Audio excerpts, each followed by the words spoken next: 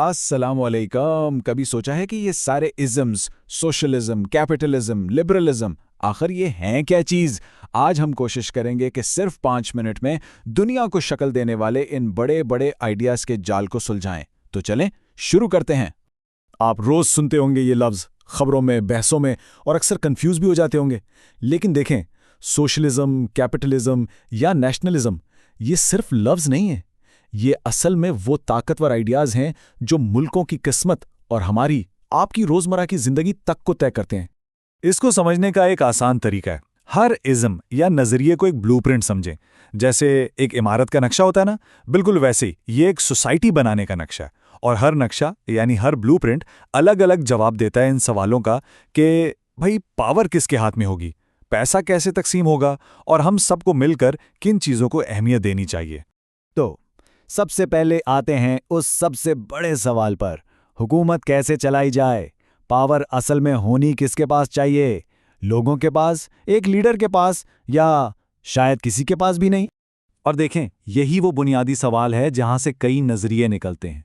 एक तरफ है इनफरादी आज़ादी यानी एक फर्द की आज़ादी, दूसरी तरफ है स्टेट कंट्रोल यानी रियासत का कंट्रोल ताकि सोसाइटी में नज़्म ज़ब्त रहे। अब आज़ादी ज़्यादा ज़रूरी है या कंट्रोल? यही वो तवाज़ुन है जिसे दुनिया सदियों से ढूंढ रही है।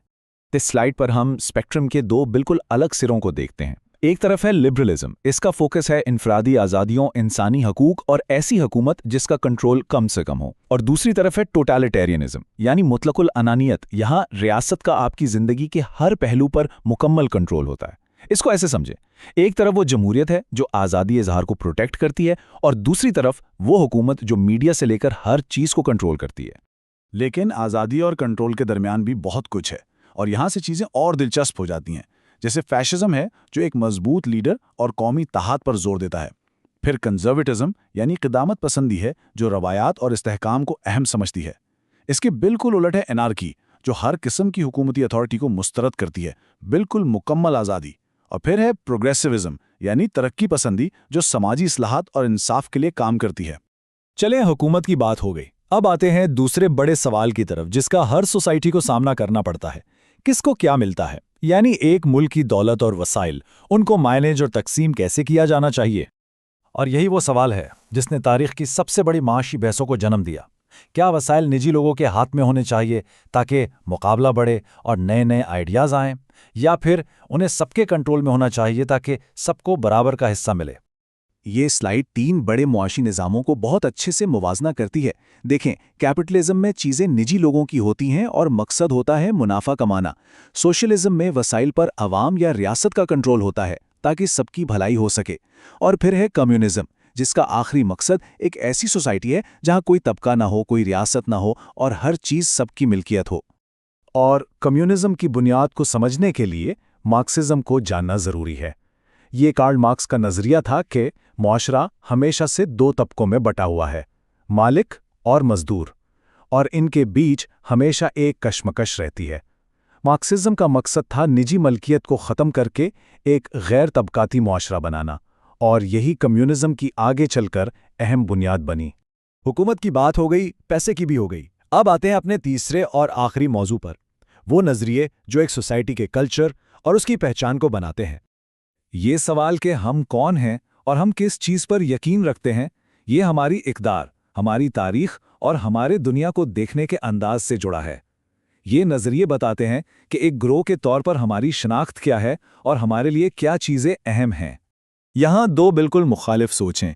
एक है नेशनलिज्म यानी कौम परस्ती, इसके लिए कौमी मफाद, सकाफ़त और इत्तेहाद सबसे ऊपर है। इसके बिल्कुल बरअक्स दूसरी तरफ है ग्लोबलिज्म यानी आलमगीरियत। ये बैनुल अक़वामी ताउन, दुनिया के मसाइल को मिलकर हल करने और सरहदों से आगे निकलकर सोचने पर जोर देती है।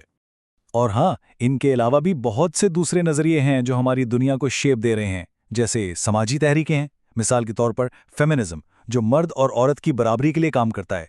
फिर फ़लसफ़ियाना आइडियाज़ हैं जैसे ह्यूमनिज़म जो इंसानी अक़दार और अक्ल को मरकज़ बनाता है। इसके अलावा सोसाइटी को चलाने के उसूल भी हैं, जैसे सेक्युलरिज्म जो मज़हब को रियासत से अलग रखता है, और एनवायरमेंटलिज्म जो हमारे माहौल को बचाने को सबसे अहम समझता है। तो इतने सारे नज़रिए देखने के बाद अब असल सवाल यह है कि हकीकी दुनिया में यह सब दिखता कैसा है? चलें अब इन सब नुकात को जोड़ते हैं। क्या कोई भी मुल्क 100% कैपिटलिस्ट या 100% सोशलिस्ट या 100% नेशनलिस्ट होता है? जैसा कि इस चार्ट में नजर आ रहा है, ज्यादातर मुल्क अलग अलग नजरियों से चीजें लेते हैं और अपने निज़ाम में शामिल करते हैं। तो सवाल ये है, क्या कोई खालिस नजरिए वाली रियासत वाकई में मौजूद है?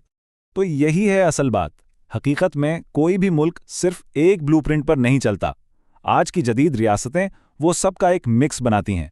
वो कैपिटलिज्म से जिद्दत लेती हैं, सोशलिज्म से समाजी बहबूद का आइडिया लेती हैं, लिबरलिज्म से आज़ादी लेती हैं और कंजर्वेटिज्म से इस्तेहकाम के अनासर लेती हैं, और इन सब को मिलाकर अपना एक मुनफरिद मखलूत निज़ाम बनाती हैं। तो ये सब जानना ज़रूरी क्यों है? वो इसलिए क्योंकि जब आप इन बुनियादी नज़रियों को समझ जाते हैं तो आप दुनिया में होने वाले वाक़यात, सियासी बहसों और अपने मुल्क की पॉलिसियों को कहीं बेहतर तरीके से समझ सकते हैं। ये इल्म आपको एक ज़्यादा बाखबर और बाशूर शहरी बनने में मदद देता है।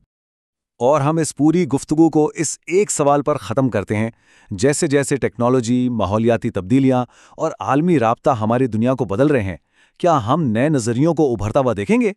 21वीं सदी का वो कौन सा बड़ा इज़्म होगा जो आने वाली नस्लों को रास्ता दिखाएगा? इस पर ज़रूर सोचिएगा।